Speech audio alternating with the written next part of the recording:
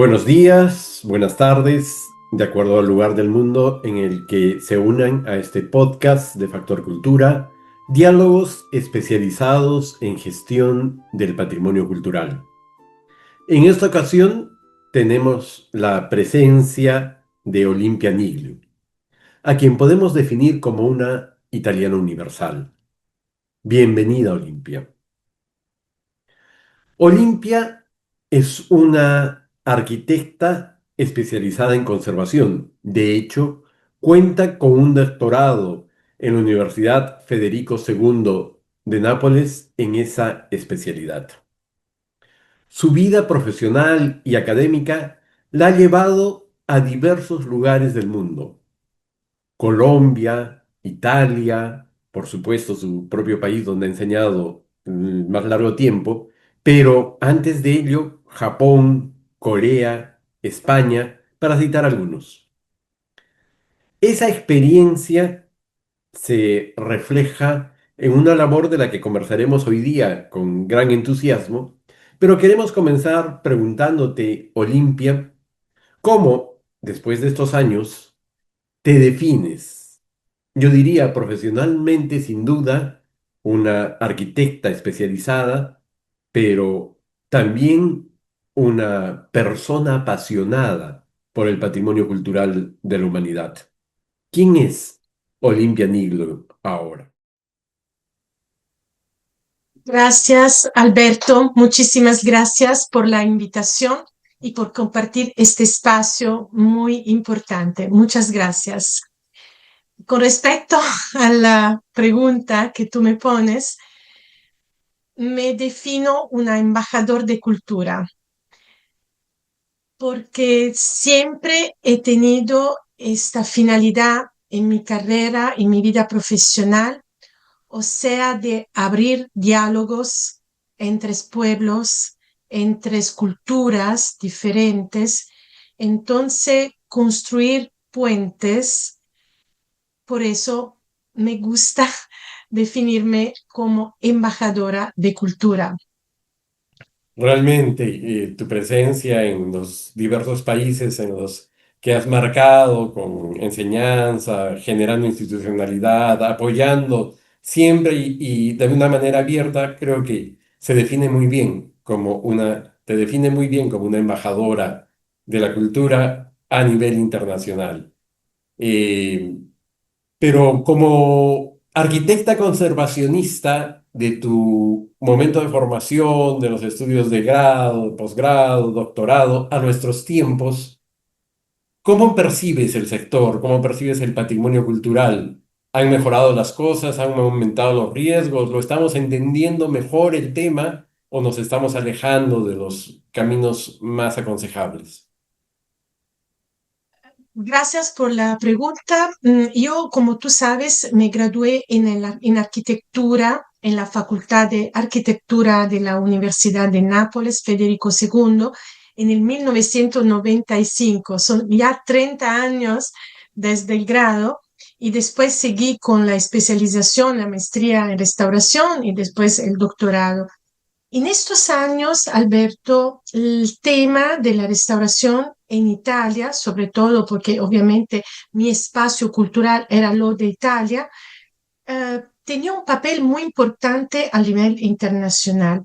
Muchos de los profesores que fueron también mis profesores en la universidad y también después en la escuela de especialización, en el doctorado, tenían un papel grande en las instituciones internacionales, así como UNESCO, también ICOMOS. Imagínate que mi director de la Escuela Internacional fue Roberto Di Stefano, que fue también presidente de Presidente de ICOMOS ICOMOS, muchos años, Internacional, claro que como tú sí. sabes muy bien. También tuve como profesor, por ejemplo, Giovanni Carbonara, ¿no? Que también fue un profesor importante en la universidad, pero también a nivel internacional con muchos estudiantes que llegaban en Roma, sobre todo desde América Latina. Fue un periodo fantástico a nivel cultural y también de desarrollo de la teoría misma de la restauración. Eran la clase, mis profesores eran los que salieron después la famosa Carta de Venecia, ¿no? Del 1964.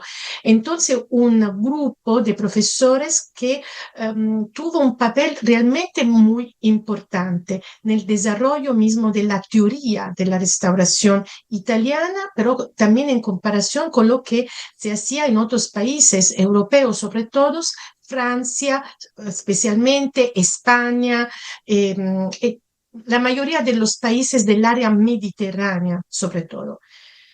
Eh, Después, todo el desarrollo que obviamente tuvo el tema de la restauración italiana, sobre todo, ha tenido una ruta bastante diferente. Una ruta bastante diferente que yo considero igualmente importante, pero que ha dejado en un lado todo el tema, sobre todo de la teorización propia de la restauración. O sea, todo lo que se hizo entre los años 70, 80, 90, todavía hoy sigue y todavía hoy es una base importante, sobre todo para la formación de los estudiantes. Todo lo que se desarrolló después, esta época, tuvo otro papel, finalización completamente diferente, con una atención menos focalizada, no sé cómo decirte correctamente, perdona, el idioma español, con respecto a la teorización misma de la restauración, sino más a la aplicación, o sea, más a lo que se hacía realmente en el campo. ¿No? En el campo. Esto con resultados importantes, sobre todo en el tema también de la restauración de la arquitectura contemporánea, por ejemplo, que hoy en día es un tema muy importante. Y sobre todo, otro tema que tuvo también yo la oportunidad de desarrollar más, el tema de la restauración que tiene a la base un programa pedagógico y un programa antropológico fundamental. Claro que sí. Tú escribiste uno de tus primeros libros justamente sobre la conservación de los bienes culturales en una antología que abordó diversas posiciones teóricas sobre la conservación de ese momento. Entonces, tal vez en nuestro tiempo se ha avanzado más en la práctica, pero la Carta de Venecia, ese documento que sigue siendo considerado muchísimo, ¿tiene aún en nuestro tiempo plena vigencia? Podríamos decir, o ya la tecnología, todos los cambios que están habiendo y a veces las necesidades prácticas de conservación, porque los centros históricos implican montos de conservación, por ejemplo, que no suelen ser posibles de asumir por todas las ciudades que quisiéramos que se conserven. ¿Cómo ves la Carta de Venecia después de estas más de 5 décadas desde que se dio? En el 2024 en Italia hemos celebrado apósitamente los 50 años, ¿no? De esta carta importante, perdona, 60 años de esta carta 70 años. que tuvo un papel absolutamente fundamental en una época, al final del siglo pasado, con respecto sobre todo a lo que los arquitectos, que tenían obviamente un rol importante sobre la conservación de los centros históricos de las ciudades, la carta fue una referencia fundamental. Hoy, después de 60 años de esta carta, nos iniciamos nuevamente a pensar cómo esta carta se puede actualizar en relación a una función de los centros históricos que es completamente diferente respecto a lo que era el centro histórico en los años 60 del Ahora se habla siglo. de paisajes históricos urbanos, ¿no? Exacto, exactamente. O sea, cómo cambió también en estos últimos décadas, en estas últimas décadas, el concepto mismo de centro histórico. Tú sabes muy bien que este concepto es un concepto muy italiano, ¿no? Que salió desde la teoría de la restauración italiana y que en muchos países no tiene ningún sentido, ¿no? Este concepto de centro histórico. Por ejemplo, gracias por recordar también mi experiencia académica en Japón, por ejemplo, donde yo he trabajado mucho tiempo, el concepto de centro histórico no existe, ¿no? Entonces, también hablar de centro histórico en una cultura donde no existe, obviamente es muy complicado aplicar la misma Carta de Venecia y entender qué significa ocuparse de un centro histórico, de una perimetración histórica que tiene obviamente un espacio urbano. Todo esto te digo que cambió completamente también en esos últimos años, también en nuestra cultura. O sea, el tema mismo del centro histórico tuvo un cambio de significado con respecto también al reuso mismo de los centros históricos. Todo el tema, por ejemplo, del turismo, Alberto, cambió muchísimas cosas, ¿no? Demasiado, tal Como vez. el tema cambió el uso de edificios, cambió el uso del espacio público, cambió todo lo que antes tenía un valor que hoy en día está completamente diferente. Entonces yo creo que una reflexión muy importante es que tenemos que hacer es pensar realmente hoy en día con respecto a lo que es la ciudad que hemos heredado, qué significa hablar de centros históricos. Sí, tal vez uno de los problemas que no se ve en Europa, donde la ciudad ha crecido en la mayor parte de casos, en los casos que yo he podido conocer, armónicamente con lo que era su centro más antiguo, con lo que era su núcleo inicial, ha crecido armónicamente en las diversas etapas, pero hay muchos lugares del mundo, no voy a citar uno en específico porque creo que podría ser poco delicado, poco estratégico tal vez inclusive. Pero hay muchos lugares en el mundo, acá mismo, en cercanía nuestra, te hablo desde Perú, donde se ve que hay una especie de mundo aparte, que es el que llamábamos o seguimos llamando aún, pero está cambiando la idea, centro histórico, y cuando uno sale de ese centro, de esa parte patrimonializada, tal vez hasta la zona intermedia, que es esta buffer zone, se mantengan ciertas características, pero luego llega a una ciudad que es una jungla de colores, de edificios extraños, de poco respeto al espacio público, etcétera. Y yo me pregunto, ¿cuál es la función del patrimonio con relación a ese compromiso de hacer mejor nuestro espacio de vida? No es cuestión, creo yo, de conservar por conservar. Y yo sé que tú coincides profundamente con eso, sino conservar para generar mejores seres humanos, porque la cultura nos hace mejores.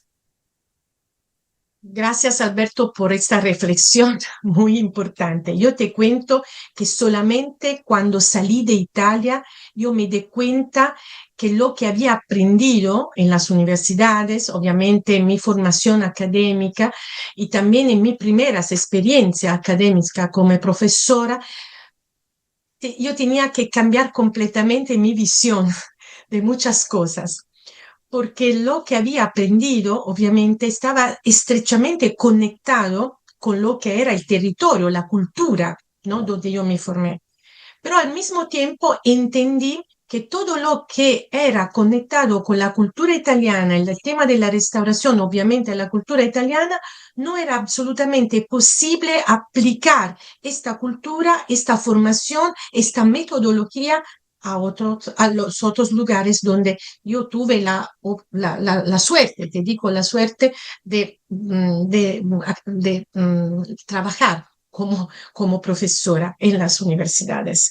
Entonces primero yo, como tú sabes, inicié mi actividad académica en Colombia, en la Colombia. universidad en Bogotá, primero en Ibagué, después en Bogotá, y fue esta la realidad donde yo aprendí realmente que yo tenía que desarrollar una nueva línea. Yo tenía que pensar una nueva línea en relación a la cultura local.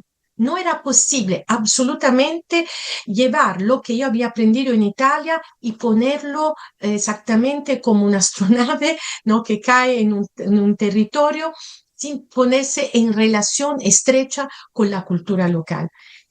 Te digo que en esta época yo tenía como 34, 35 años y aprendí que el tema, por ejemplo, del centro histórico que yo tenía muy claro en mi contexto italiano, nella perimetración de una época, con todas las estratificaciones históricas, etcétera, que esto tenía, obviamente no estaba conectado absolutamente con el concepto de Castro, de Castro histórico, ¿no? Que se decía y que se hablaba de la cultura, por ejemplo, latinoamericana, donde el tema del centro histórico, por ejemplo, en Italia está protegido, no pueden no entrar cosas nuevas y todo tiene que preservarse, todo tiene que relacionarse con el estilo, obviamente, de la cultura local del centro histórico mismo, y en una América Latina donde yo vi que todo se conectaba también con el nuevo, que iniciaba un diálogo completamente fuerte,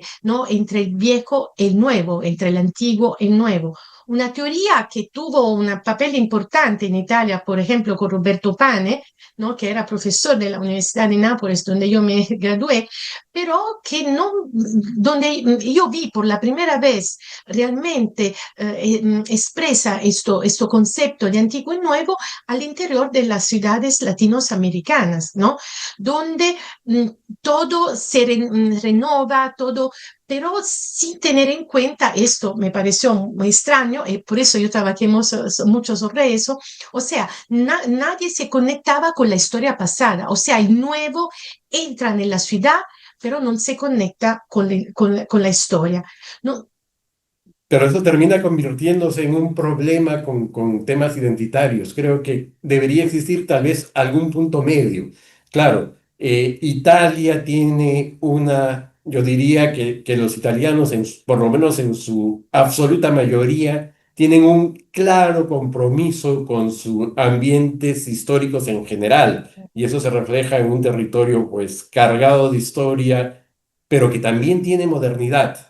En cambio, me parece que en el caso de muchos lugares de Latinoamérica, pensamos que la modernidad implica olvidar cosas, borrar cosas. Y creo que ahí viene uno de los problemas de las crisis constantes, sobre todo crisis institucionales, porque la política cultural alimenta instituciones estables y no llegamos a desarrollar esas políticas. Supongo que hay algún punto medio y creyera que eso tiene que ver con otro tema en el que has trabajado muchísimo, que es educación.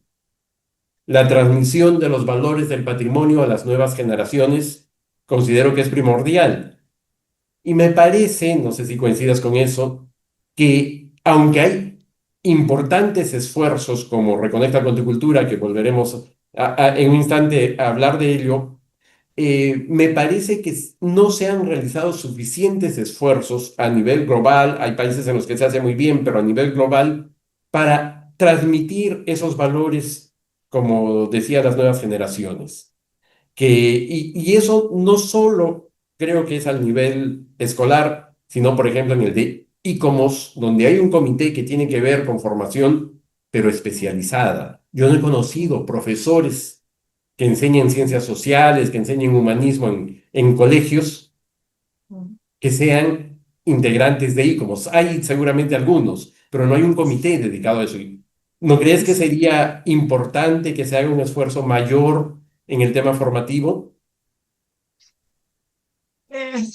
Es una pregunta muy larga. Sí, es un tema fantástico. Tú sabes muy bien que estoy muy involucrada en eso ya desde muchos años, sobre todo no solo con el tema de las universidades, entonces con la enseñanza académica, sino con la enseñanza también en las escuelas, dentro de las escuelas también primaria y secundaria. ¿Qué significa eso? Que la experiencia que yo tuve la suerte, te digo, fue para mí una gran oportunidad de tener como académica, de trabajar en América Latina, me permitió de entender exactamente la desconexión que las escuelas tenían con respecto a la historia local, con respecto a todo lo que era la herencia, ¿no? El legado cultural de las comunidades. Esto me permitió de arrancar primero algunas experiencias en la misma universidad donde yo tuve la oportunidad de enseñar, de acercar los estudiantes al tema de la cultura propia. O sea, muchos me venían, o yo obviamente como extranjera, como italiana, todos decían que eran fascinados a conocer la cultura italiana. Yo nunca, te digo Alberto, yo nunca hablé de historia, nunca hablé de arquitectura italiana en mis clases, sino que yo misma me puse a estudiar la historia, la cultura local, en este caso sobre todo de la Colombia, de la Corea, de Japón, donde han nacido los países donde yo he trabajado más mucho tiempo.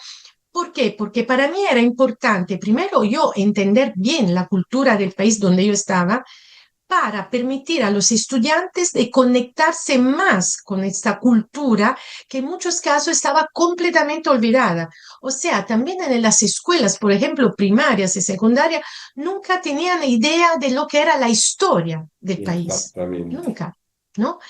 Y esto me pareció completamente absurdo. Entonces me puse a trabajar sobre eso, organizando actividades con los estudiantes de las universidades, pero al interior de las escuelas primarias y secundarias, para acercar más los estudiantes al tema de la propia cultura. Esto era fundamental.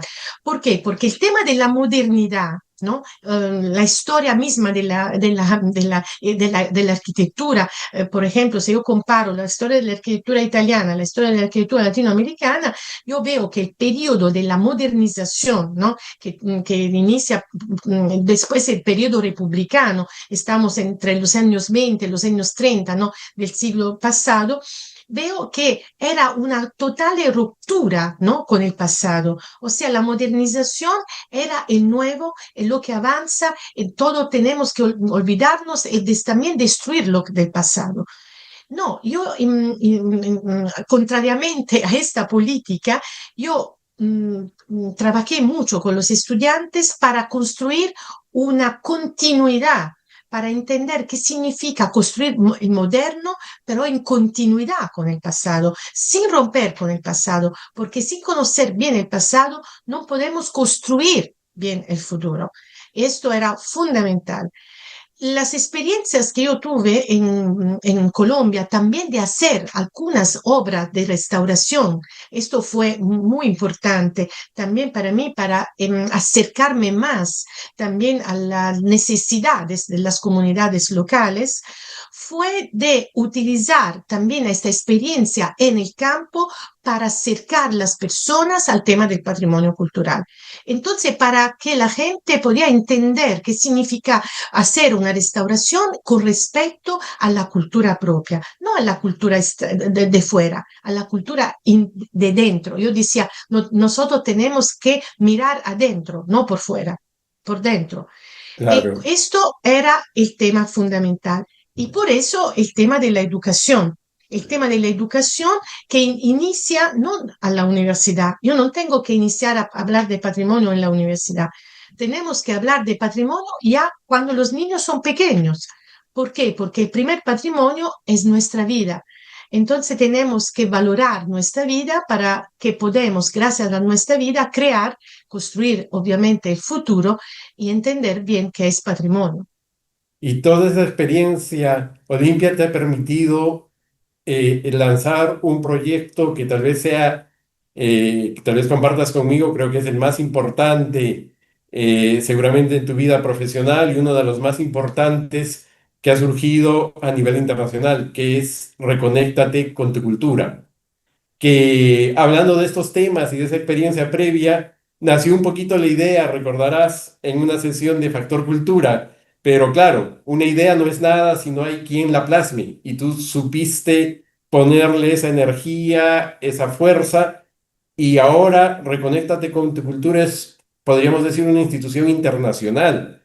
Entiendo que salvo en Australia, está en todos los demás continentes y que realiza una serie de actividades. ¿Cómo explicas tanto éxito en poco tiempo? Porque me parece que son menos de 5 años o por ahí que tiene Reconéctate con tu cultura y ya ha logrado pues tantas grupos de diversas naciones, tantos profesionales que se han unido para hacer grandes proyectos. Alberto, como tú sabes, somos ambos miembros de ICOMOS.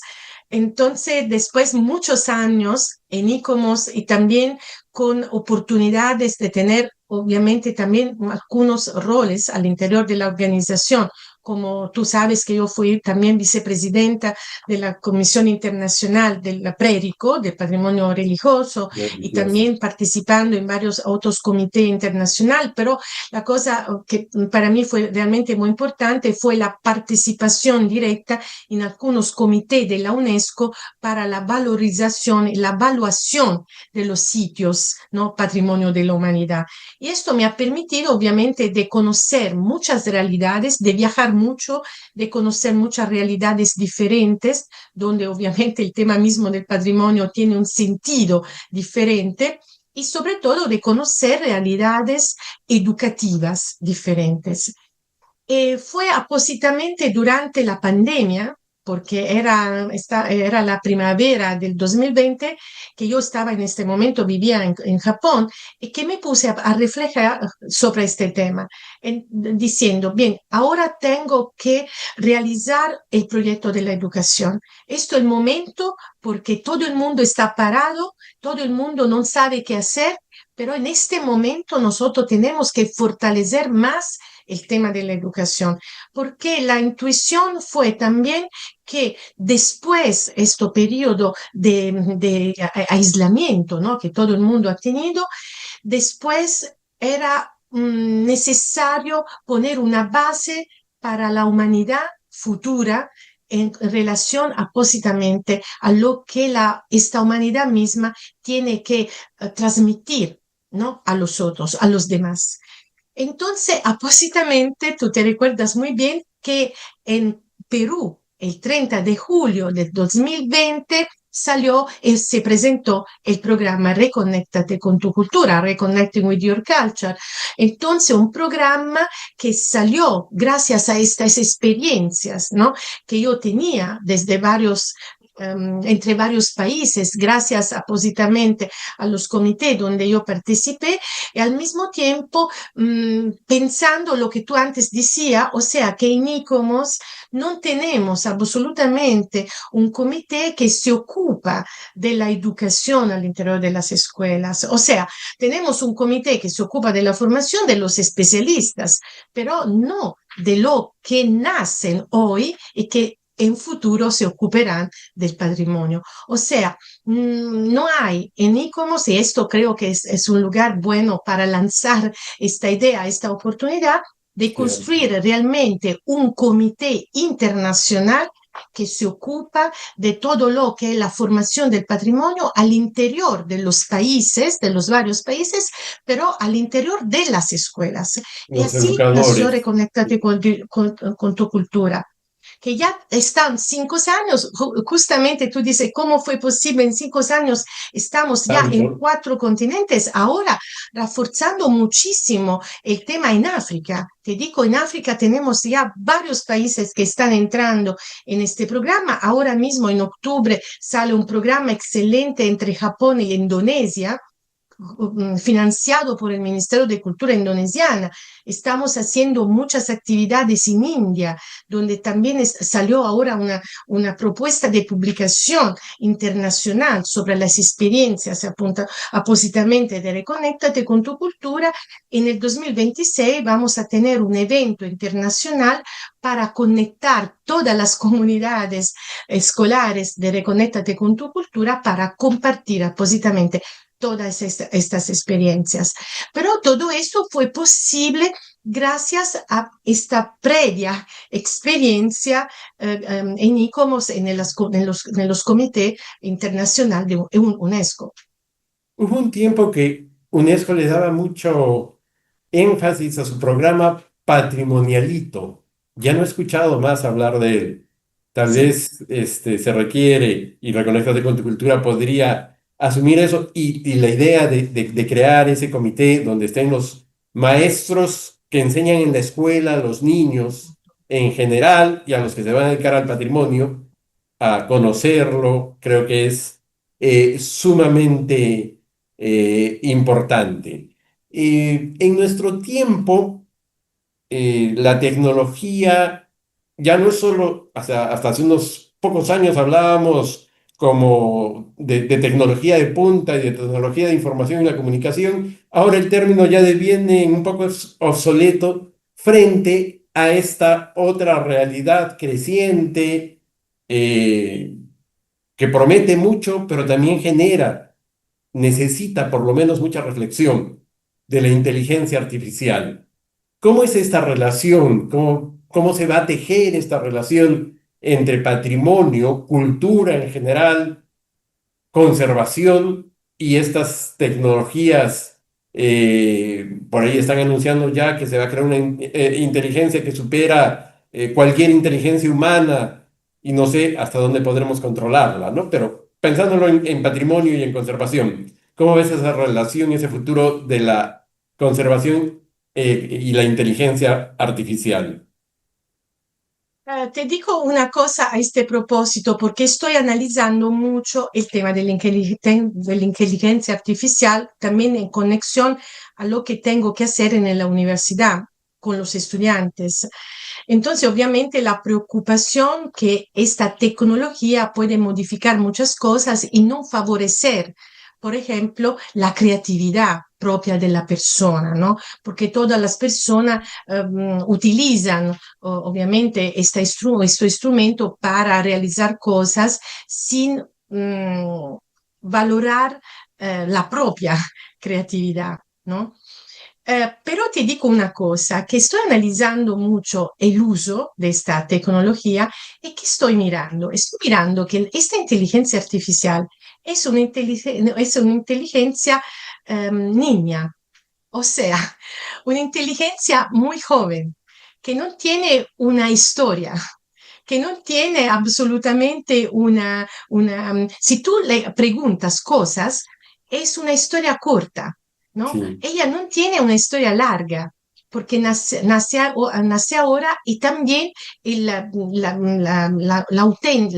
los datos que esta inteligencia elabora y todo lo que se refiere a lo que en los últimos decenios hemos puesto en Internet, ¿no? Muchas veces de No manera tiene. aleatoria, a veces a la misma pregunta contesta cosas distintas la misma inteligencia artificial. Exacto, exactamente. Entonces, ¿esto qué significa? Significa que tenemos nosotros una gran oportunidad de ayudar la inteligencia artificial. O sea, parece extraño lo que te estoy diciendo, pero la inteligencia artificial necesita nuestra ayuda para mejorar las informaciones que ella misma elabora.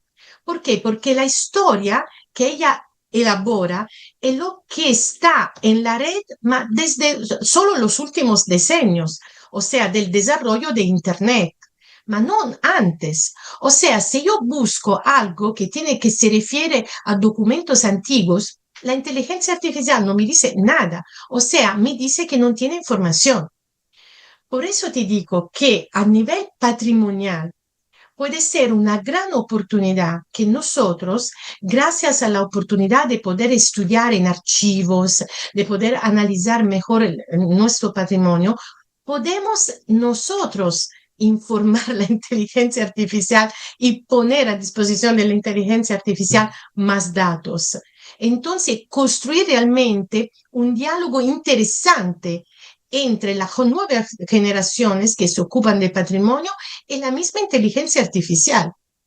Porque te digo, estoy averiguando yo misma en estos días, haciendo pruebas con respecto a lo que tengo que hacer con los estudiantes, que las respuestas no están perfectamente conectadas con el pasado, sino solamente con un presente muy próximo. Y esto me pareció fantástico, diciendo, bien, entonces tengo que poner los estudiantes a desarrollar más informaciones, a poner en la red más informaciones que puedan ayudar a la misma inteligencia artificial a fornir informaciones más acreditadas sobre el tema del patrimonio. Porque en este momento las informaciones que están en la red son las que hemos puesto en los últimos decenios, pero no en el pasado. O sea, todo nuestro gran patrimonio de conocimientos, de los archivos, de las bibliotecas, no están. Y si es que no se hace ese trabajo, puede llegar a caer en el olvido, ¿no? Porque nos emocionamos con la velocidad de la información que da esta inteligencia artificial, pero tienes toda la razón, nos da información reciente y como te comentaba, muchas veces información aleatoria. Probablemente eso pueda ir mejorando con el tiempo, pero el rol que no creo que vaya a desarrollar es el de la conciencia humana. Y detrás No, de todo ese proceso posible, tenemos que mantener nuestra condición humana. A veces me parece que las absolutamente. nuevas generaciones piensan que lo único importante es recibir y transmitir datos. Había un autor, Brea, español, que decía eso: la cultura antes era acumulativa, ahora es transmisiva. No importa cuánto sabes, sino cuán rápido recibes información y la No, retransmites. Eso no es no, cultura. no, esto no es Entonces, cultura. el Estoy patrimonio, absolutamente de acuerdo. el patrimonio Esto tiene pero que depende de anclarnos, nosotros, ¿no? darle Desde sentido. nosotros. Eso depende Desde- desde nosotros como profesores, como personas que están en el campo de la cultura, para acercar más a los estudiantes a ser ellos actores, protagonistas de este gran camino cultural para reforzar, obviamente, la misma inteligencia artificial a fornir no solo datos, pero también perdona sentimientos, porque la inteligencia artificial son datos no más. La humanidad nuestra, la ánima de las personas es fantástica y es fundamental para transmitir emociones también, sentimientos, porque el patrimonio somos nosotros, somos humanos. Entonces, el primer patrimonio, como yo siempre decía en un evento de la UNESCO, no es el patrimonio mundial, sino el patrimonio humano, ¿no? Primero el patrimonio humano, después el patrimonio de la humanidad. ¿Por qué? Porque el patrimonio de la humanidad es el resultado de una herencia y también de una creación propio del uomo, de la humanidad. Entonces, solo así podemos realmente, ¿no? compartir mejor este tema del patrimonio hoy, en el presente, así en el futuro, y transmitirlo en el futuro. Claro que sí. Y tal vez nos acerquemos un poco más a cumplir esa promesa que le hacía a la humanidad UNESCO de crear condiciones de paz. Decía su máxima que en la mente de los hombres nacen las guerras y en la mente de los hombres se tenía que sembrar la paz. Como vemos el mundo, no parece que hayamos avanzado mucho en ese sentido.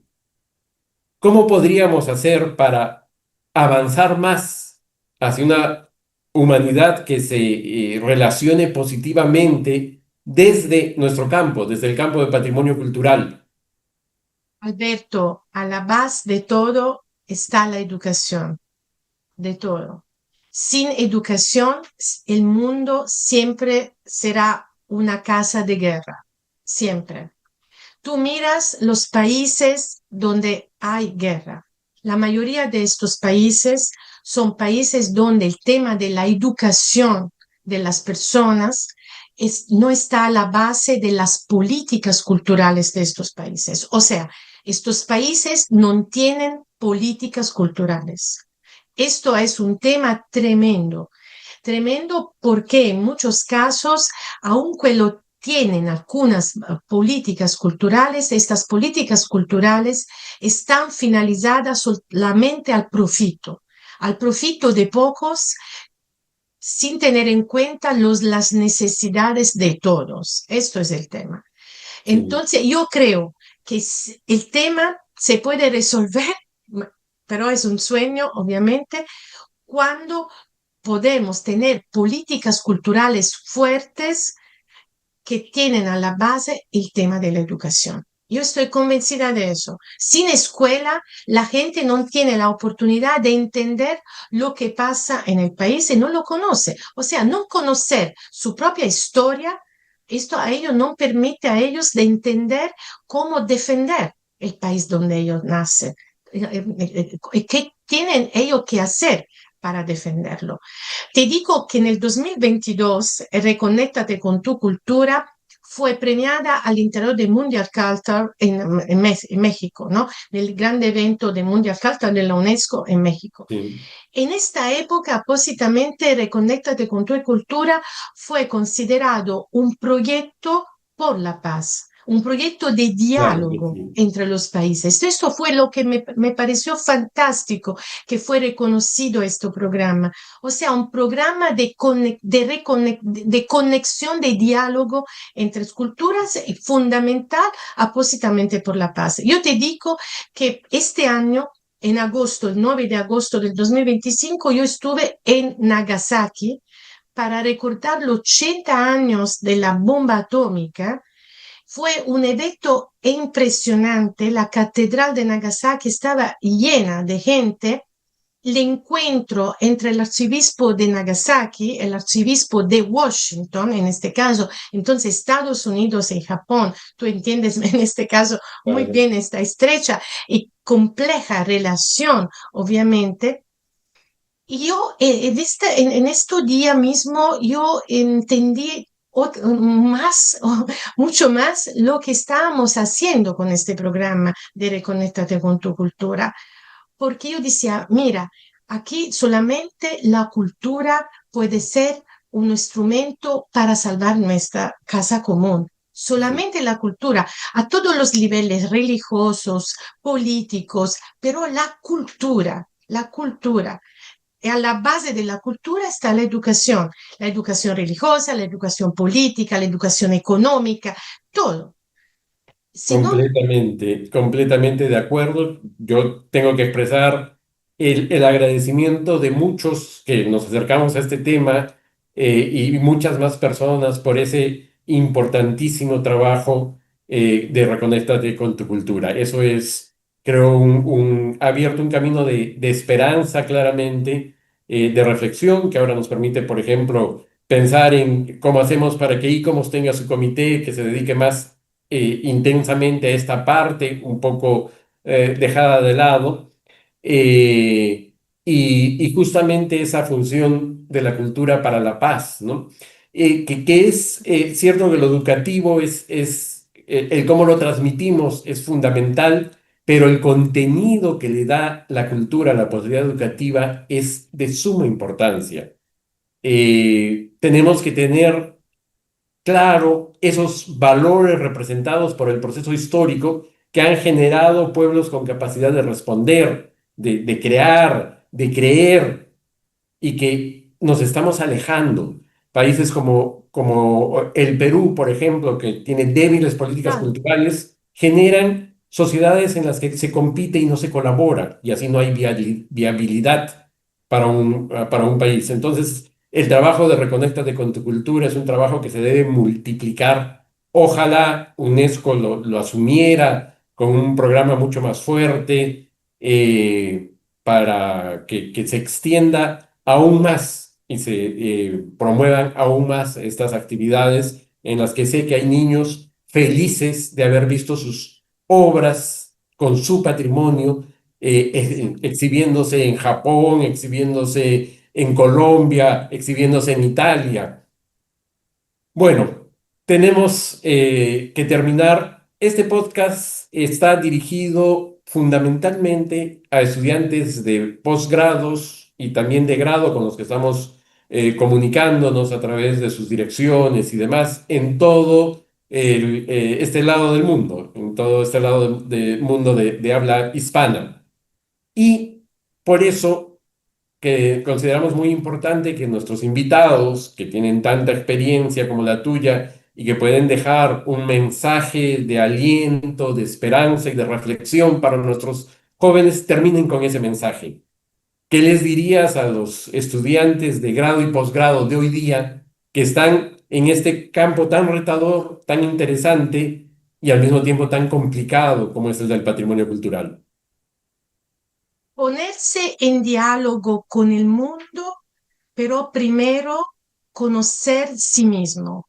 Esto es muy importante, porque sin conocerse no es posible establecer un verdadero diálogo con el mundo.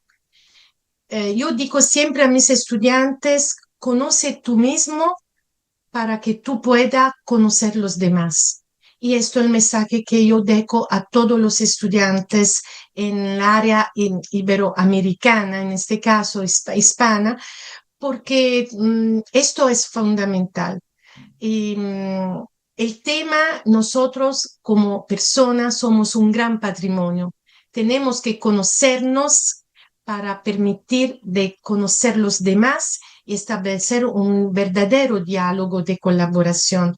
No pensar siempre que los demás son mejor. No, el tema es valorar sí mismo para abrir un verdadero diálogo de cultura y de paz y de desarrollo futuro de la casa común. Completamente de acuerdo nuevamente, querida Olimpia, te agradecemos muchísimo esta reunión tan interesante. Espero que haya muchas más ocasiones y estaremos presentando este podcast en breves días. Esas son las primeras reuniones. Hemos querido tener un grupo tan selecto para el inicio y sigamos adelante. Fuerza en esa importante tarea de reconectar a los más jóvenes con su propia cultura. Un fuerte abrazo. Gracias y siempre como digo, juntos podemos. Adelante. Adelante.